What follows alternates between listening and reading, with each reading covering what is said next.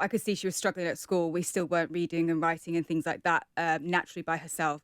And I think me taking some like home footage and keeping a diary of her habits and what she went through when she come home to me and how she acted out at weekend or in social environments.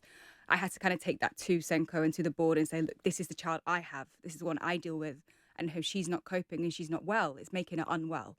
So after a long few months, she got her diagnosis and she got LSF support. She then got her dyslexia diagnosis as well. All of a sudden, she started catching up.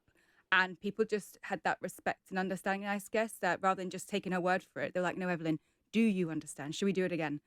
So that gave her a step up. Does any of this relate to you? Can you kind of, yeah? Her twins is Phoebe in one. Yeah. That's completely, so I'm not going to repeat myself. I'm like, yes, yes.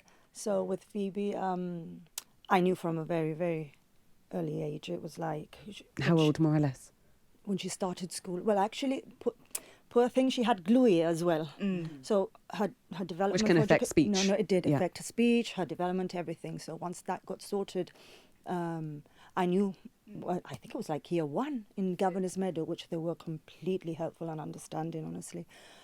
I went back and said, my child is not ready for reading.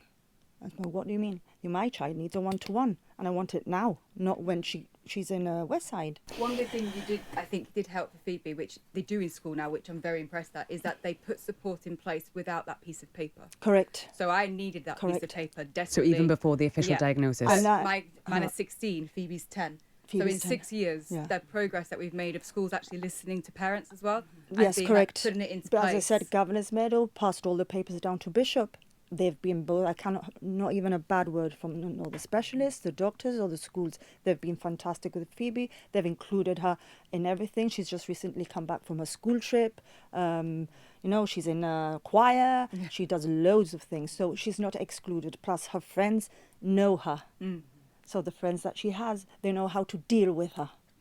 My personal experience was that I would find the barrier whereby I would say, oh, can Scott integrate into this particular class extracurricular activity?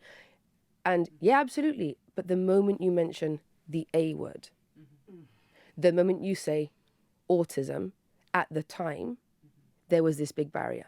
There was a barrier of, we'll let you know.